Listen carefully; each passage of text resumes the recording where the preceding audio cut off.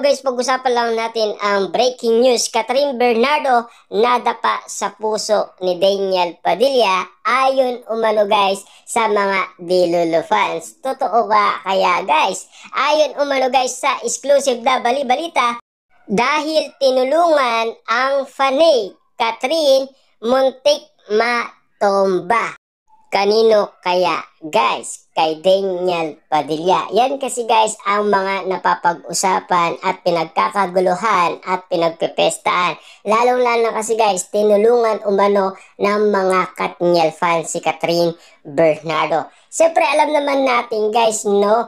Baka daw natomba siya sa puso ni Daniel Padilla. Kita nyo naman guys ang gimmick ngayon ng mga Dilolo fans kasi inaamin na nila na talagang meron ng pagkakaiba sa mga kinikilos ni Daniel Padilla at Catherine Bernardo. At lalong-lalo na kasi ang mga kaibigan nila ay nagdududa na rin kung bakit nga naman kasi guys, ganyan na lamang ang mga pinapakitang kilos ni Catherine at Daniel Padilla. Ayon umano guys sa karagdagan balita, pero dahil lights ang pagiging maawain at matulungin ni Catherine Bernardo, nag-effort talaga siya para suportaan on the stage contestant.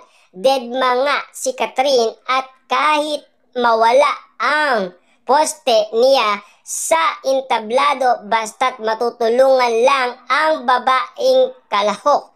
Muntik pa nga ma-out of balance ang aktres nang pinigilan ng paa niya ang mabigat na props sa games. Kinansel niya kasi ang paa para hindi maulog ang mga props na inilagay na kalahok. Yan kasi guys ang mga pinag-uusapan. Siyempre alam naman natin guys, games yun, di ba?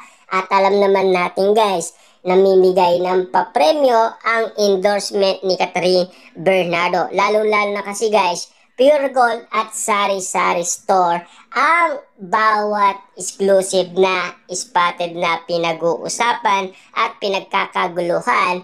At lalo-lalo na kasi guys, nag-iiba din ang kwento. Baka daw nahulog uli si Catherine Bernardo sa puso ni Daniel Padilla. Kaya sinusuportaan umano guys ng mga fanay si Catherine Bernardo. Siyempre guys, alam naman natin na talagang kilig na kilig sigurado dyan guys si Daniel Padilla at Catherine Bernardo dahil pinagtatanggol siya ng mga Dilolo fans, ng mga Katniel fans. Lalong-lalo na guys kung makaulugan nga naman kasi ang sinasabi ng mga Dilolo fans. Na alam naman natin kasi guys, yun din naman kasi guys ang habol nila na magkabalikan sina Daniel Padilla at Catherine Bernardo. Lalong-lalo na guys ang mga kaibigan nila. Pero ang hindi lang natin alam ang pamilya Bernardo, kung sang-ayon pa rin sila kay Daniel Padilla after ng nangyaring iwalayan.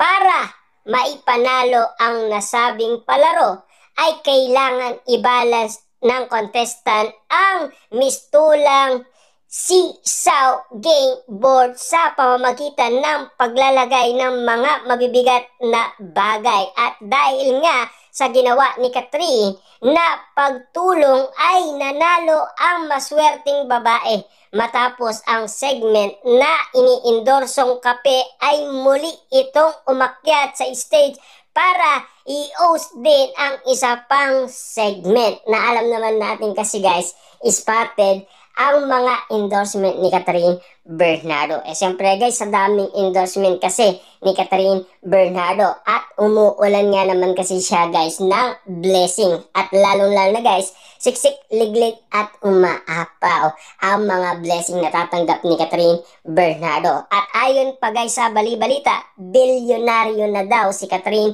Bernardo dahil sa laki ng profit na kinikita ni Catherine Bernardo. Yan kasi guys ang mga napapag-usapan at yan din kasi guys ang mga kumakalat na balita na pinag-uusapan, pinagkakaguluhan at pinagpepestaan. Siyempre guys, alam naman natin ang mga Dilulo fans excited na rin sa balikan Katniel. Nag-iintay lang naman sila guys ng pagkakataon kung kailan ulit magsasama sina Daniel Padilla at Catherine Bernardo. Siyempre guys, nasa tamang panahon.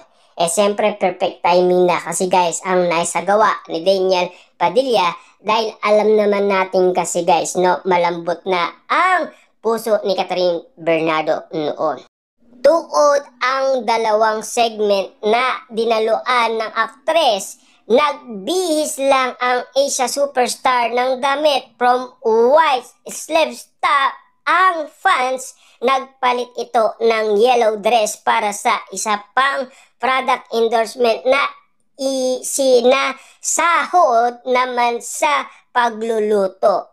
Buti dalawa lang sa product endorsement ni Kat ang nag-sponsor ng nasabing event sa rami ng endorsement brand nito. Malamang buong araw siyang nag-host ng iba't ibang segment sa stage. Siyempre guys, alam naman natin, lagpas 30 plus na or to 40 plus na ang endorsement ni Catherine Bernardo na pinag-uusapan. Siyempre guys, no, sa daming endorsement nga naman kasi ni Catherine Bernardo, malamang sa malamang aabutin din siya guys ng madamagan. Kasi palaro yan guys hindi natin alam kung sino din ang mananalo. Kasi alam naman natin guys, no, sa ganun sitwasyon, talagang mapapagod si Catherine Bernardo sa pagiging host. Na alam naman natin kasi guys, pinapractice na rin ni Catherine Bernardo ang kanyang sarili. Lalo-lalo na kasi guys, minsan ay nagkakamali siya. At siyempre guys, pinagtatawanan siya ng iba dahil nabubunol siya minsan sa kanyang pagja-judge sa Pilipinas Got Talent Season 7. Siyempre guys, tao lang, nagkakamali din. Kaya nga naman kasi guys, hindi natin maaring sabihin na tama si ano, tama si ganon, na alam naman natin kasi guys, tao din si Catherine Bernardo. Minsan nagkakamali din yan at minsan nadadapa din yan. Kita nyo naman guys, nasaktan na siya dahil umabot din siya sa iwala